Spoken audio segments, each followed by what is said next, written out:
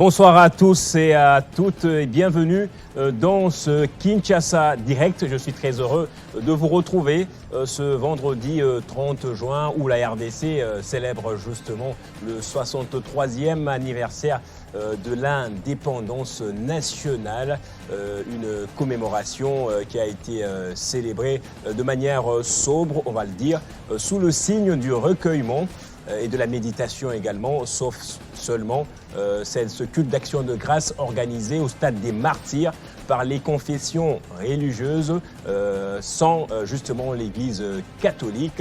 Alors avec mes invités, nous allons essayer de méditer là-dessus. Qu'est-ce que l'élite congolaise a fait 63 ans durant? Mais bien avant cela, on commence avec l'information. L'actualité s'impose et Héritier Tamboa est là pour nous la livrer.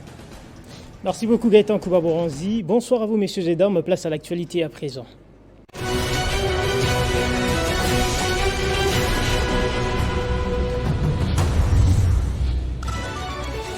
Après son adresse à la nation à l'occasion de la commémoration du 63e anniversaire de l'indépendance de la RDC, le chef de l'État Félix Tshisekedi a présidé ce vendredi la cérémonie de présentation de la nouvelle carte d'identité nationale, une première depuis 40 ans. 30 juin 2020, 30 juin 2023, 3 ans déjà depuis la redynamisation de l'inspection générale des finances, IGF, par l'inspecteur général chef de service Jules Alinguete et Batou Benga. Que retenir de leur gestion? Détail dans notre grande édition de 19h. Le président de la CENI, Denis Kadiman, a rencontré ce vendredi les 4 leaders politiques de l'opposition. Après échange, l'opposition n'a pas changé de position et dit maintenir ses exigences. À l'international, le Conseil de sécurité des Nations Unies a approuvé ce vendredi la fin de la MINUSMA, la mission de casque bleu au Mali, avec un départ accéléré sous 6 mois conformément aux souhaits du gouvernement de la transition malienne. Restez avec nous mesdames et messieurs, l'actualité vous revient dans moins d'une heure dans l'entretemps. Kinshasa Direct s'est poursuivi avec Gaëtan Kouba-Boranzi.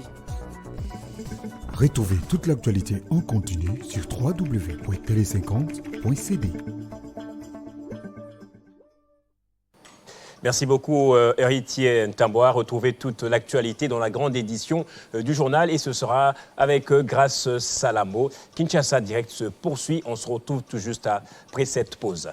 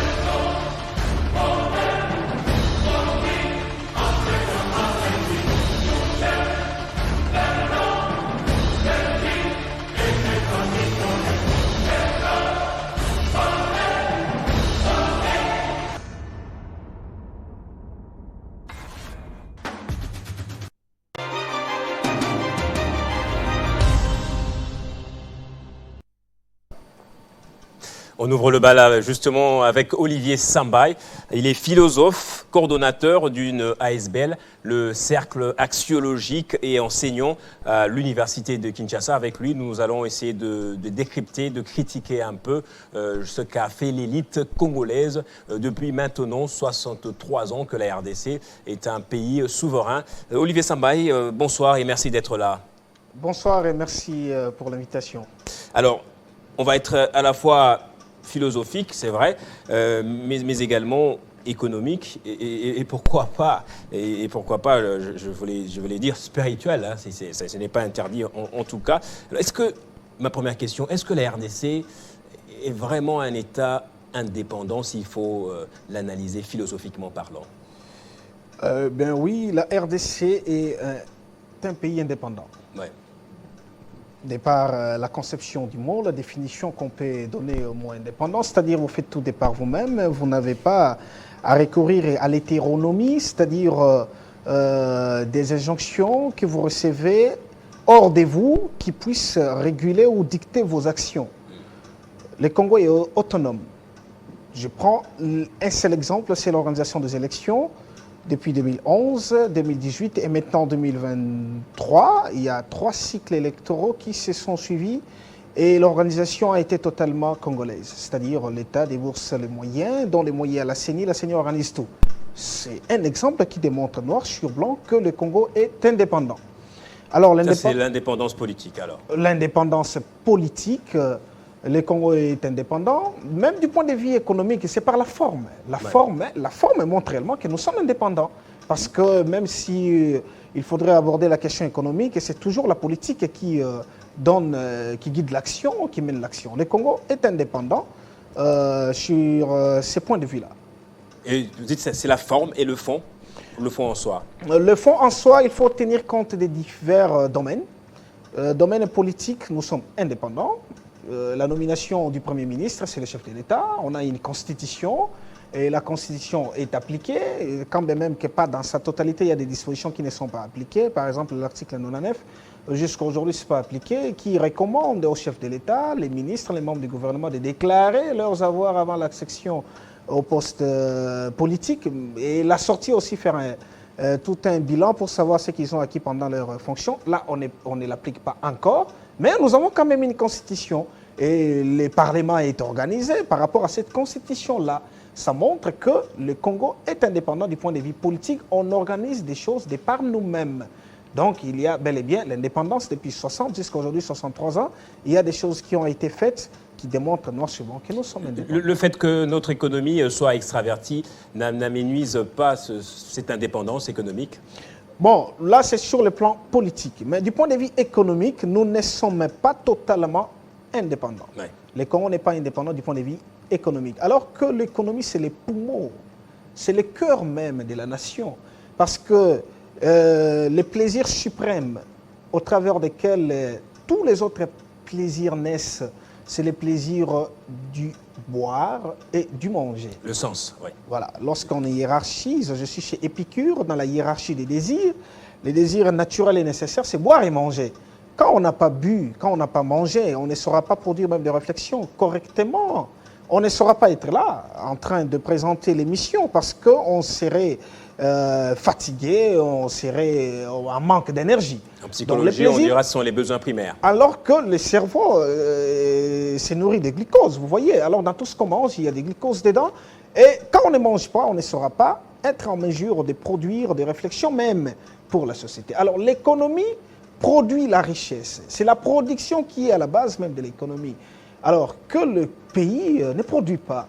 Ce qui est aussi décevant et choquant, c'est de voir que 63 ans après l'indépendance, on importe le riz. C'est inconcevable. 63 ans après l'indépendance, nous importons les maïs. 63 ans après l'indépendance, nous importons même les produits de première nécessité. Pour manger même du chinchard, on importe alors que nous avons tout un lac qui produit des poissons, des tonnes et des tonnes. Mais nous n'avons pas la production comme telle, donc nous dépendons de l'extérieur. Ce qui fait que nous sommes nous-mêmes, mais la guerre même russo-ukrainienne perturbe même un tout petit peu l'économie congolaise. Alors qu'en principe, nous devrions avoir une possibilité de nourrir la population. Le Congo ne pouvait pas avoir dans sa population une partie, bon, la grande partie même des gens qui triment, qui vivotent, qui végètent, qui manquent à manger. Kinshasa n'est pas la RDC. Quand vous faites les tours du Congo, dans certains coins, vous allez vous rendre compte réellement qu'il y a beaucoup de choses à faire. Et parfois, vous allez vous dire réellement si nous sommes au temps contemporain ou nous sommes à l'Antiquité. Lorsque vous êtes à Lusambo vers l'Odja, traversant la forêt équatoriale, mais ce qui se passe, ce sont des humains, ce sont des Congolais qui vivent là. Mais une misère qui ne dit pas son nom. Nous ne pouvions pas, en principe, nous retrouver dans cette situation 63 ans après. Parce que le chiffre 63, si nous faisons la transposition et qu'on réfléchit un tout petit peu par l'absurde, nous allons nous rendre compte que c'est l'âge de quelqu'un qui a travaillé mais qui tend vers la retraite. Oui. Il a commencé à travailler à l'âge de 25 ans. Après avoir terminé les études universitaires, on dira que 42 ans durant, disons 48 ans durant, la personne a travaillé, mais il atteint l'âge de 63 ans. Il n'est pas en mesure de nouer les deux bouts du mois. Il n'est pas en mesure de se boucher la dent creuse, c'est-à-dire de manger, de boire. Il n'est pas en mesure de jouir de la vie. 63 alors que dans 2 ans, il va partir en retraite. Et quand il va partir à la retraite, c'est-à-dire il va directement passer de la vie au trépas. Ce qui veut dire que c'est un échec cuisant que nous avons enregistré 63 ans durant à cause justement Olivier Sambaï, de la mauvaise façon ce de voir n'est les ni choses. l'élite que nous manquons, encore moins l'intelligence ou l'intelligentsia que la RDC manque. De tout le temps, on a vu des politiques éminents même être entourés des professeurs d'université. On vient souvent prendre quelques professeurs chevaux en philosophie à l'université de Kinshasa qui écrivent des textes, qui conseillent également. Alors, pourquoi, comment on en est arrivé là? C'est ma question, une question simple. Si on en est arrivé là, simplement parce que nous avons mal compris la finalité de l'agir politique. Au Congo, nous avons mal interprété Machiavel, on a mal interprété Montesquieu, on a mal interprété même Kwame Nkrumah, Cheikh Anta Diop, Ngoma Binda, qui a aussi beaucoup écrit, les philosophes, par rapport à la façon dont on doit gérer la chose publique. C'est ce qui est à la base de cette dérive quasi totalitaire. Mais ce n'est pas tard, il faut qu'on y ressorte. Le problème, c'est que le Congo a construit un système tel que pour vivre dans l'opulence, pour s'offrir le confort de la vie, il faut faire la politique. C'est ce qu'on a vécu durant les 5 dernières décennies. Lorsque vous accédez à la gestion de la chose publique dans une fonction ou dans une autre, la première des choses, c'est vous offrir vous-même le confort. Cherchez à caser les membres de votre famille, cherchez à caser même les membres de votre clan, et cherchez à multiplier même les désirs. Vous verrez quelqu'un qui est marié va se trouver avec 4 à 5 femmes parce qu'il a accédé à la gestion de la chose publique. Et là, on vous offre tout ce qu'il faut, tous les conforts, les primes, les salaires, les frais d'émission, etc. Et ça fait en sorte que vous oubliez même la finalité de l'agir politique. C'est justement ça le problème. Le politique congolais est celui qui travaille pour soi et non pour le public, alors qu'ils sont à la gestion de la chose publique. Donc, ils gèrent quelque chose qui ne leur appartient pas, mais quelque chose qui appartient au public. Et il faut tout faire pour offrir le bien-être à ces publics-là. Fort malheureusement, le politique congolais s'offre lui-même le plaisir, oublie la population, même si les cris montent jusqu'au ciel, l'homme politique congolais ferme les oreilles et n'entend pas les cris de détresse de la population. Alors s'il faut s'attaquer au problème à la source, en tout cas, ce serait où qu'il faut tenir justement ce petit diable qui fait que l'on interprète mal la politique et que même la politique devienne l'opium du peuple? Le problème est foncièrement éthique. Parce que techniquement, nous avons tout ce qu'il faut pour développer ces pays. Nous avons tout. En tout cas, je dirais, sauf rien. Nous avons tout ce qu'il faut pour développer ces pays. Quand on accède à l'indépendance, nous ne comptions pas beaucoup d'universités que nous avons aujourd'hui. Nous ne comptions pas beaucoup d'universitaires que nous avons aujourd'hui. Nous ne comptions pas à l'époque beaucoup de médecins que nous avons aujourd'hui. Mais il y en avait peut-être peu, mais la qualité était considérable. La qualité considérable. Les 5 premières années de l'indépendance, les Sud-Africains venaient se faire soigner au Congo. Mais aujourd'hui, la logique est inversée. Quand nous accédons à l'indépendance, la capitale Kinshasa était le centre scientifique africain, même de l'Afrique centrale. Il y a eu des grands forums, des grands colloques ici au Congo. Mais aujourd'hui, où en sommes-nous? La situation n'est plus la même, simplement parce que le problème est foncièrement éthique. Le problème est éthique dans ce sens que lorsqu'il faut faire quelque chose, l'homme congolais, parce que les casquettes changent, hein. Je suis là, je parle, vous êtes là. Aujourd'hui, peut-être nous serons aussi dans les affaires, dans la gestion de la chose publique. Qu'est-ce que nous allons poser comme acte? Comment allons-nous nous comporter? C'est justement ça le problème.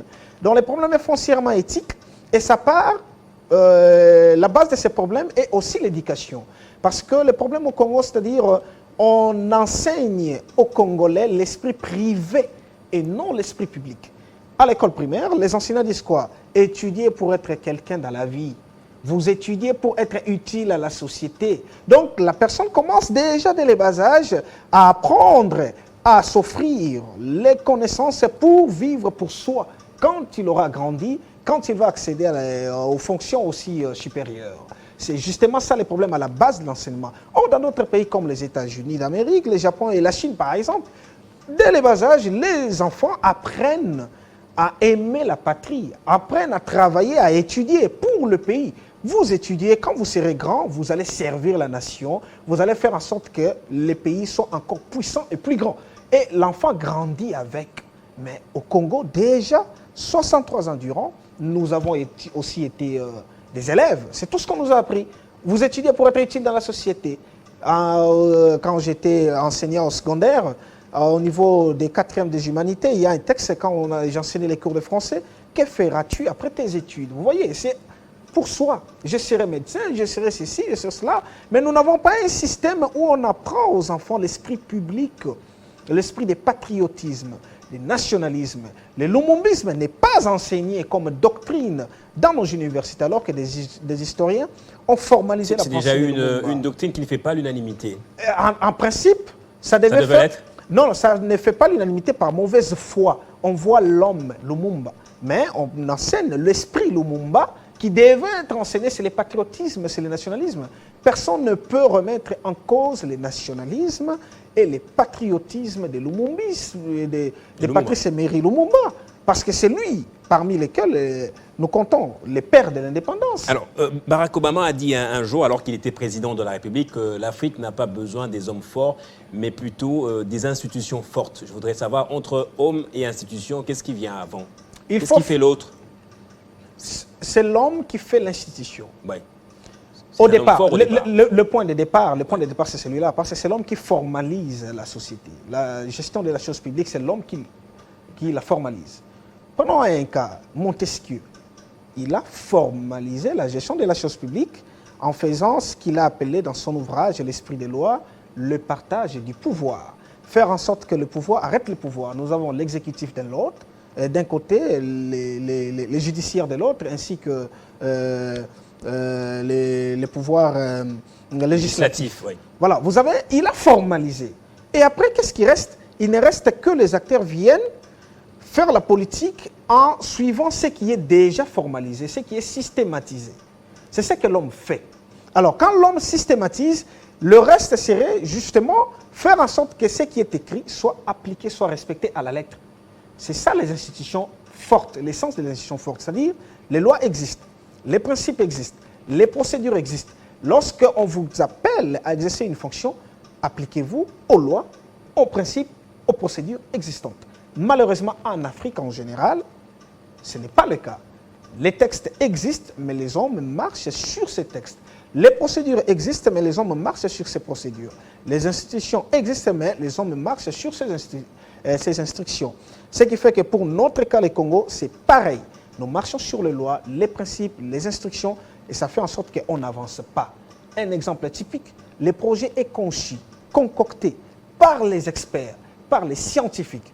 Les projets présentés, les décideurs acceptent les projets, les décideurs ordonnent les décaissements, les fonds sont décaissés, les personnes devant piloter les projets reçoivent les fonds, mais au finish, le projet n'est pas exécuté. Comment expliquer cela? Et c'est ce qu'on a vécu depuis 1970. C'est là où les bas ont commencé à blesser. On a commencé à dégringoler. Et jusqu'à aujourd'hui, nous sommes restés dans cet esprit-là. L'esprit de l'individualité, l'individualisme, ce qui fait en sorte que le pays soit ne soit pas là où il devait être 63 ans après l'indépendance. On ne devait pas être dans la position actuelle. On devait être trop loin. Plus loin que la Corée du Sud, par exemple. Plus loin même que la Corée du Sud, plus loin même que je pourrais dire le Japon. Parce que, réfléchissons un peu. On accède à l'indépendance, il y a l'hymne national, conçu par des penseurs. Les mots seulement de cet hymne national, est-ce que c'est ce qui fait vraiment le propre des Congolais? Nous bâtirons un pays plus beau qu'avant. C'est-à-dire, on accède à l'indépendance, on considère que le pays n'était pas plus beau lorsque les Belges en assuraient la gestion. Est-ce qu'aujourd'hui, le pays est-il plus beau qu'avant l'indépendance? Quel autre mot uni par l'essor, dressons nos fronts, voilà. Dressons nos fronts, longtemps courbés, c'est à 1960, s'il vous plaît. Ce qui veut dire qu'à 1985 jusqu'à 1960, les fronts étaient longtemps courbés. Aujourd'hui, ça s'est courbé davantage. 63 ans après, sont-ils redressés, dressés ou restent courbés ou courbés davantage? Voilà. L'esprit même de notre hymne national, est-ce que nous nous en sommes appropriés? Est-ce que les acteurs politiques depuis 60 jusqu'à aujourd'hui ont toujours travaillé, ont toujours milité pour offrir à ces pays le plus beau, la plus belle manière de vivre? C'est justement ça la question. Alors, le bilan tel qu'est dressé montre qu'il y a beaucoup de choses à faire. Alors, que faire? Qu'est-ce que nous devons faire pour que nous puissions sortir de cette situation? Moi, je considère ça comme un bourbier dans lequel on se trouve. Que faire pour sortir de cette situation? La première des choses à faire, je réfléchis à haute voix, c'est de mettre en place un système qui puisse permettre à ce qu'il y ait une alliance entre la science et la politique. La première des choses. Parce que l'élite, comme on en parle, l'élite 63 ans après, qu'est-ce que l'élite a fait? L'élite a beaucoup fait, mais le politique n'a jamais récupéré ce que l'élite a fait. Parce que l'élite congolaise qui accède à la gestion de la chose publique, il va avec la subjectivité. C'est le subjectivisme avec ses propres idées. Parfois, il conçoit des théories pour assouvir les appétits du décideur. Et le décideur, en ce moment-là, suit ce que les politiques scientifiques lui présente pour ses propres intérêts. Alors, de quelle science parlez-vous, puisque même cette science, cette académie, ces écoles sont à l'image même du pays, c'est-à-dire à l'état comateux? Bon, la science en général, parce que la science, c'est la formalisation de la réalité. La science, en proprement parler. Un savoir qui a formalisé la réalité, qui permet à ce que tout ce qu'on pose comme acte suive une certaine logique, une certaine procédure. C'est ça, la science. Alors, la science en général, je prends, par exemple, je suis coordonnateur d'une SBL, vous l'avez dit. Dans mon SBL, je suis en train de militer pour qu'il y ait une alliance entre la science et la politique. Dans ce sens que, une structure à mettre en place où les théories scientifiques devraient être exploitées au travers des propositions pour résoudre les problèmes auxquels la société serait confrontée. Ceci dit, je prends un cas, l'agronomie, les sciences agronomiques. Mais nous souffrons, il n'y a pas une politique pour résoudre les problèmes de la famine, parce que la faim est là. Et pourtant, nous avons des théoriciens agronomiques qui sont à même de proposer ce qu'il faut pour produire autant de tonnes de maïs, ce qu'ils peuvent faire pour présenter des projets, des intrants agricoles. Mais ils sont là, des experts. Est-ce que la politique va vers ces experts pour puiser des idées afin de les mettre en pratique?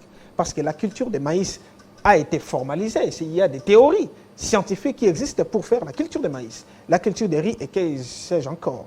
Mais est-ce que la politique, les politiques vont vers ces savants-là pour mettre en pratique des théories? Non, ça n'existe pas. C'est la raison pour laquelle moi je propose à ce que soit mise en place une structure dénommée Centre national de technosciences. Nous devons faire une sorte de la NASA à la congolaise. Parce qu'on admire la beauté architecturale, la puissance sécuritaire, économique du monde occidental. C'est ce qu'ils ont fait. Ils ont établi une alliance entre la science et la politique. Et là où ils vont puiser des solutions aux problèmes auxquels la société est confrontée. Alors nous n'avons pas un cadre de réflexion aux problèmes cruciaux de la société. Les points de départ pour redresser nos fronts, longtemps courbés davantage 63 ans après, il faut passer par là. Nous devons avoir honte de considérer que 63 ans après, nous n'avons pas un réseau de télécommunications nationales. La télécommunication, c'est entre les mains. Ça, c'est peut-être des corollaires, non? C'est l'économie qui, ça devrait couler, aller de soi après que la situation politique et sécuritaire soit stable. J'en viens à cette question sur le symbolisme même de notre nation. Qu'est-ce qui lie les Congolais à la nation même congolaise? Est-ce que notre élite avait bien pensé le pays au départ en 1960? Le pays n'était pas bien pensé au départ. Ce qui est étonnant, jusqu'à aujourd'hui, nous n'avons même pas de données démographiques. L'État, est-ce que l'État me connaît moi? Est-ce que l'État vous connaît vous? Où se trouvent nos identités, vous et moi, dans une certaine base de données, qui serait peut-être au ministère de l'Intérieur, qui sais-je encore. Mes enfants, est-ce que l'État connaît mes enfants? Je dirais peut-être l'acte de naissance qu'on m'a donné. Est-ce que c'est informatisé? Si aujourd'hui, les registres là, parvenaient à se perdre à la commune, mais c'est fini. Est-ce que le registre là, pour démontrer réellement qu'il y a un enfant qui existe, je ne sais pas. Vous voyez, donc, ça n'a pas été pensé bien au départ, l'État n'a pas été bien formalisé au départ. Ce qui fait que le pays n'a pas été bien construit quand on accède à l'indépendance. Et 63 ans après, c'est tantôt on reconstruit, tantôt on parle de construction. Donc il faut une reconstruction et une construction logique en même temps pour que la société soit un État au sens propre du terme. C'est-à-dire nous avons la population, on estime aujourd'hui à 100 millions, sur base de quel indicateur? Sur base des statistiques pures et simples qu'on présente dans la théorie des démographies, parce que la démographie, c'est tout un département à l'UNIKIN. Mais est-ce qu'on a fait vraiment le décompte de toute la population? Alors que dites-vous, que répondez-vous à ces personnes qui estiment que nous avons accédé à cette indépendance de manière précipitée? Non, Ont-elles tort ou pas? Non, l'indépendance vient toujours tardivement. Toujours tardivement. On ne peut pas dire que de façon un peu précipitée. Le problème, c'est qu'on arrache l'indépendance. L'indépendance, on ne vous l'offre pas parce que les colons, quand ils étaient là, ils s'offraient le plaisir en torpillant les richesses, en faisant ce qui lui semblait. Mais nous devrions agir pour arracher l'indépendance du point de vue diplomatique et du point de vue aussi organisation interne. Et c'est ce qui a été fait.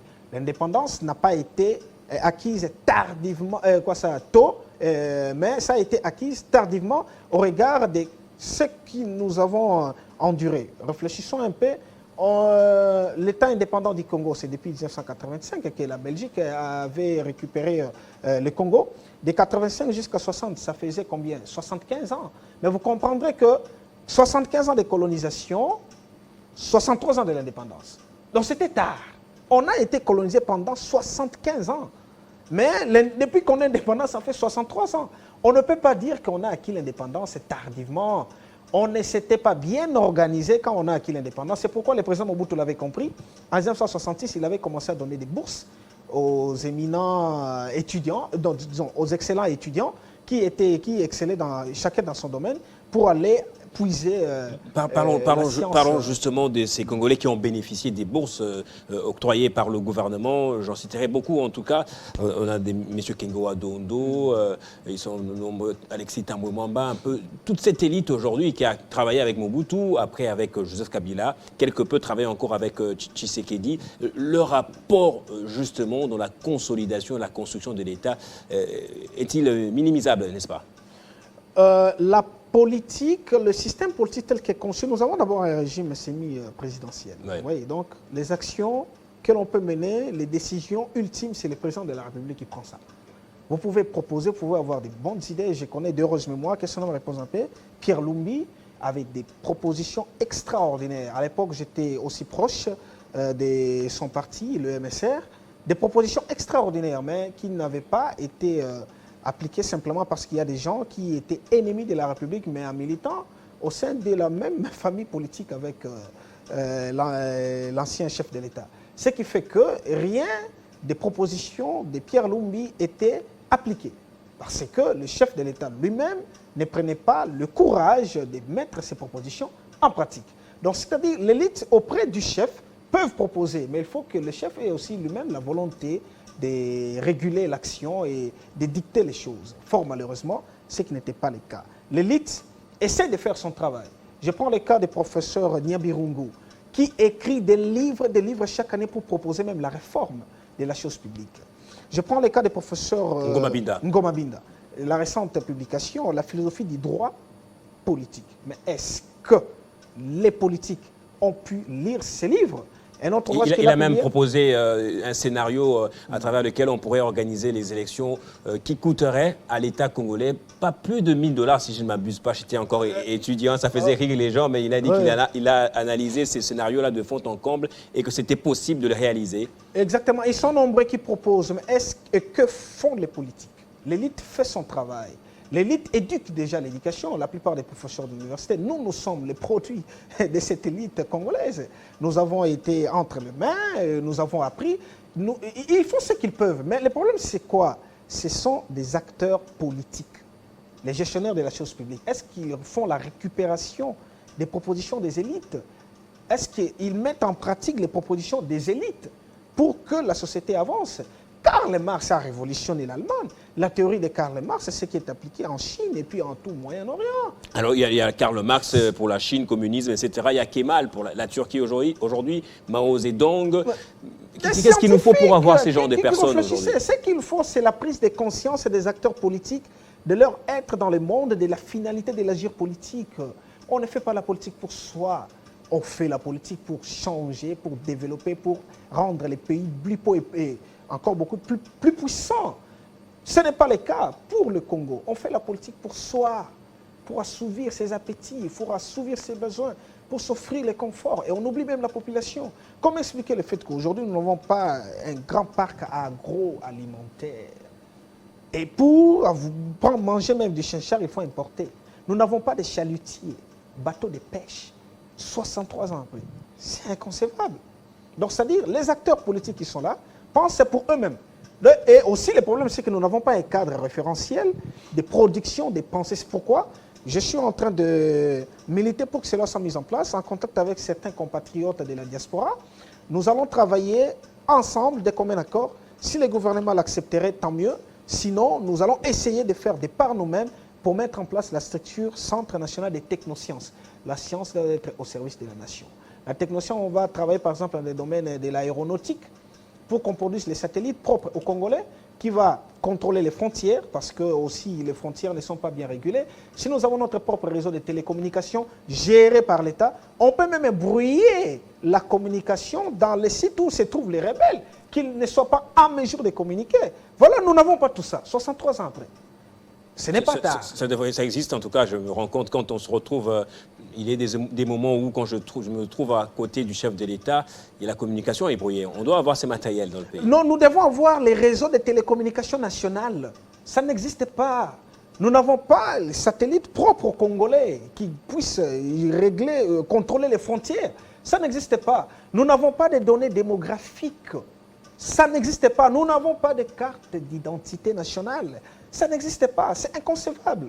63 ans après, donc le pays est dans une situation telle qu'il faut qu'il y ait une refonte quasi totale.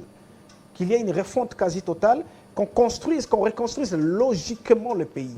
Aussi, nous devions avoir une structure, Conseil national par exemple, d'éthique et de déontologie, qui puisse renforcer les capacités éthiques des gestionnaires de la chose publique. Pour qu'ils comprennent que quand on fait la politique, ce n'est pas pour soi, mais c'est pour offrir les conforts et les bonheurs à la population dans sa majeure partie. Et non pour soi, et puis chercher à tout prix à vivre dans l'opulence, ce qui n'est pas... Donc le malheur aujourd'hui de ce pays est essentiellement dû au fait du seul agir de l'élite et de l'homme politique. Oui, oui, exactement, parce que la politique à viser de la science est la clé de tout développement. Or, au Congo, la politique n'est pas à viser de la science. Il n'y a pas cette alliance entre la science et la politique. Tous les pays occidentaux qu'on admire, dont on admire la beauté architecturale, la beauté sécuritaire, tout, ils ont fait une alliance entre la science et la politique. Qui dit science dit aussi la psychologie. La psychologie pour étudier les comportements de la population, comment est-ce qu'ils peuvent réfléchir, comment ils peuvent se comporter, parce que la population suit les comportements des acteurs politiques.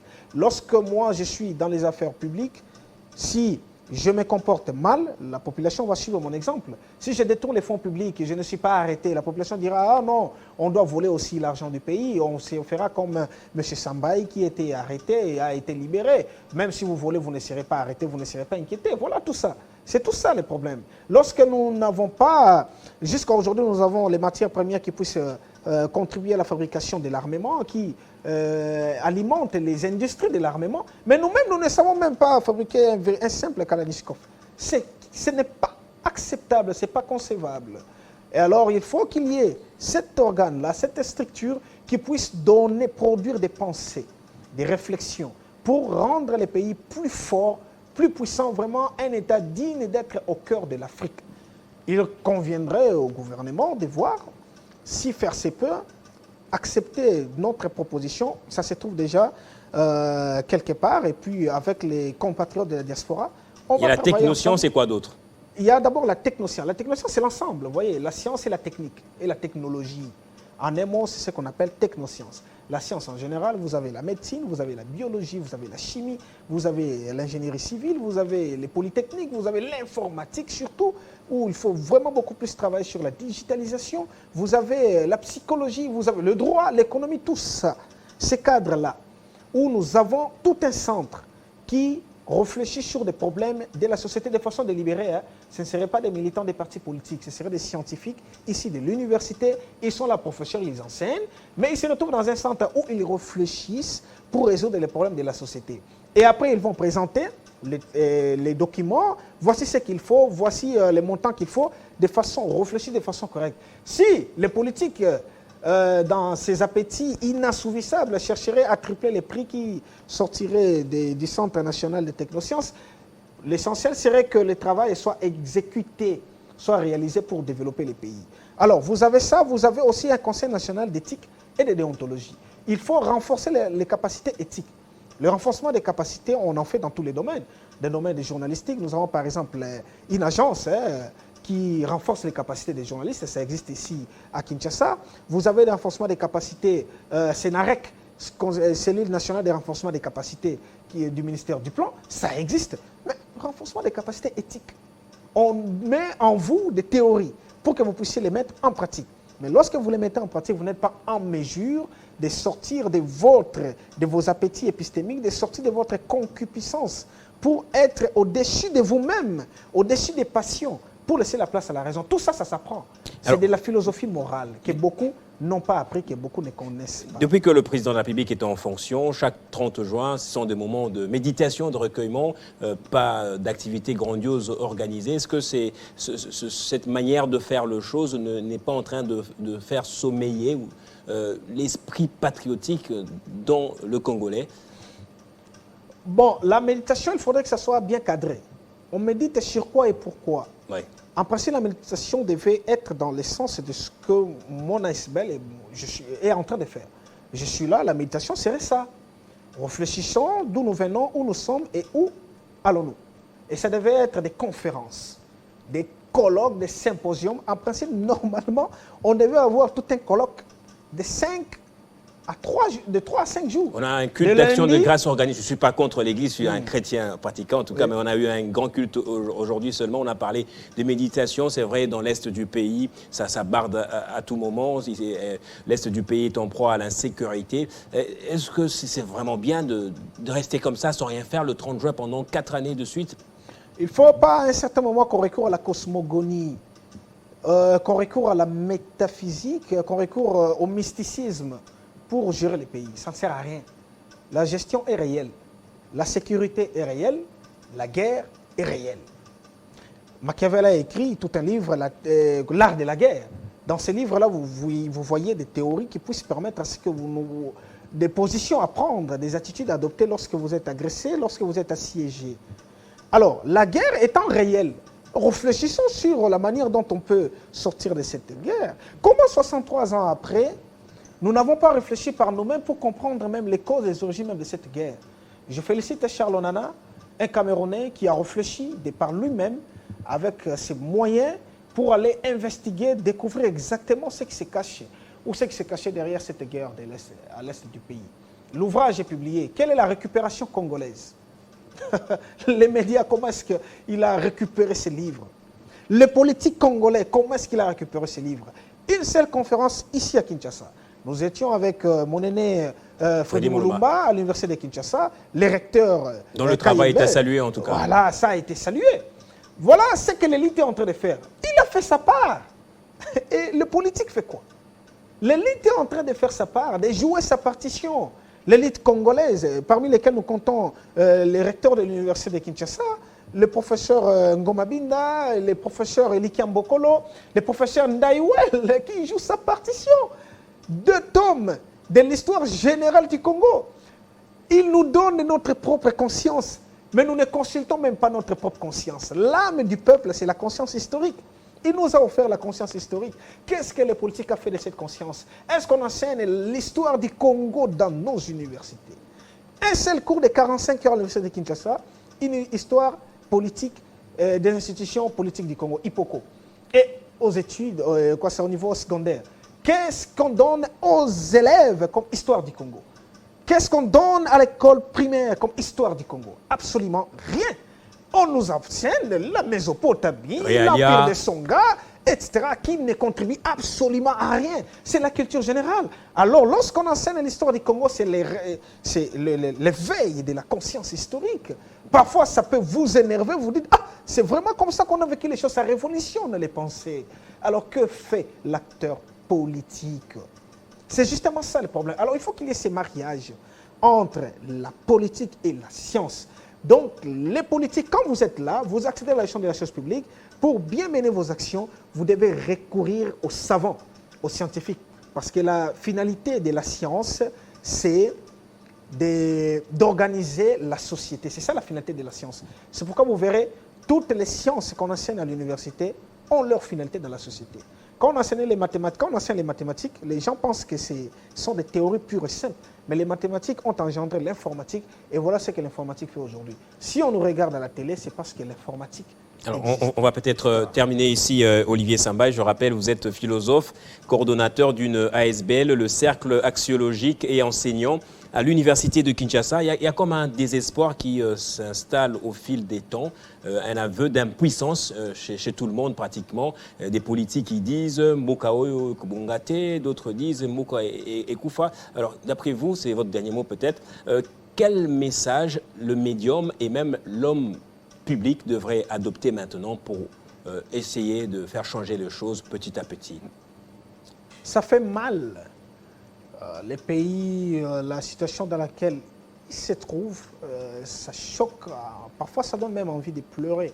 Nous autres, nous n'avons que le Congo. Nous n'avons nulle part où aller. Alors, le Congo, pour qu'il soit fort et prospère, il faudrait que les acteurs politiques prennent conscience. Les philosophes, nous connaissons la finalité de l'agir politique. Fort malheureusement, la plupart des philosophes n'ont pas pu s'engager activement à la gestion de la chose publique simplement parce que quand ils comprennent une morale propre à la politique qui est contraire aux principes éthiques, aux principes moraux existants, ça dégoûte les philosophes de s'engager. Alors qu'il n'est pas si compliqué qu'on fasse des choses comme ailleurs. La politique a sa morale. Et cette morale-là fait en sorte que quand on fait la politique, on perd tout ce qu'on appelle valeur. On installe les antivaleurs dans les secteurs ou dans l'environnement politique. Les antivaleurs parmi lesquels le mensonge. Parmi ces antivaleurs, il y a les détournements. Parmi les antivaleurs, la corruption, la concussion, etc. Ce sont des antivaleurs que les politiques amènent dans l'arène politique simplement parce qu'ils considèrent la politique comme étant un domaine qui a sa propre morale. Or, le philosophe considère la politique comme un domaine essentiellement éthique parce que vous agissez pour les autres, vous agissez pour autrui. Il faudrait alors que l'homme politique comprenne que lorsqu'on fait la politique, on a les vies des humains entre ses mains. Des millions, des dizaines de millions de vies entre vos mains. Et que si vous agissez mal, vous serez comme un criminel qui va assassiner des vies des gens parce que les gens n'auront pas à manger, les gens auront faim, les gens n'auront pas accès à l'éducation et vous allez sacrifier tout un avenir d'un peuple. Par conséquent, l'élite congolaise continue à faire son travail, c'est ce que nous autres nous sommes en train de faire, c'est ce que vous êtes en train de faire, c'est ce que Télé 50 est en train de faire et beaucoup de médias sont en train de faire leur travail. Mais les politiques, est-ce qu'ils récupèrent Qu'est-ce qu'ils puisent chez les politiques? Il faudrait qu'il y ait une prise de conscience collective dans les chefs des acteurs politiques, qu'ils comprennent que lorsqu'on fait la politique, ce n'est pas pour soi, mais c'est pour autrui. C'est pour offrir le confort, le bien-être et la meilleure de vie possible à la population. Ce faisant, nous allons nous redresser. Les 12 prochaines années, où nous allons célébrer 75 ans d'indépendance, parce que ce serait égal, hein, 75 ans de colonisation, 75 ans d'indépendance. De tergiversation. En tout cas... De tâtonnement peut-être. Voilà. Vous avez 75 indépendance, 75 colonisation. Il faudrait qu'on voie un autre Congo. Et la logique prospective. Et moi, je crois en cela. Je joue ma partition. Ceux qui comprendront bien pourraient aussi jouer leur partition. On peut faire jonction ensemble pour proposer des idées claires et distinctes qui puissent développer ces pays. Parce que ce sont des idées qui gouvernent le monde. Personne ne peut me contredire là-dessus. Ce sont des idées qui gouvernent le monde. Et quel type d'idées? Ce sont des idées claires et distinctes. Or, les idées claires et distinctes sont le propre de la philosophie. Et la philosophie est la mère de toutes les sciences. Des propositions philosophiques engendrent les sciences. Alors, si les philosophes, on lui donne tout ce qu'il faut pour qu'il réfléchisse pour ces pays, imaginez maintenant ce que ça pourrait engendrer.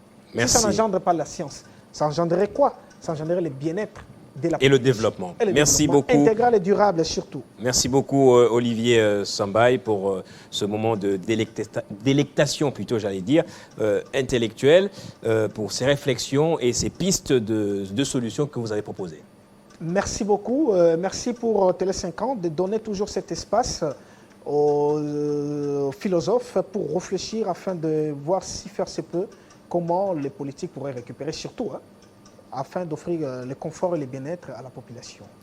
Voilà, madame, monsieur, après cet invité, le seul que nous avons eu durant ce Kinshasa Direct, nous allons donc devoir nous séparer et attendre le journal qui aura lieu dans quelques minutes avec Grace Salambo. Bonne fête de l'indépendance chez vous à la maison, sous le signe du recueillement et même de la méditation. Moi, je vous dis au revoir. On se retrouve le vendredi prochain. Ce sera déjà le mois de juillet, l'autre moitié de cette année, l'année 2023, une année à multiples enjeux en RDC, année électorale, mais année où aussi l'insécurité bat son plein dans quelques coins de la République.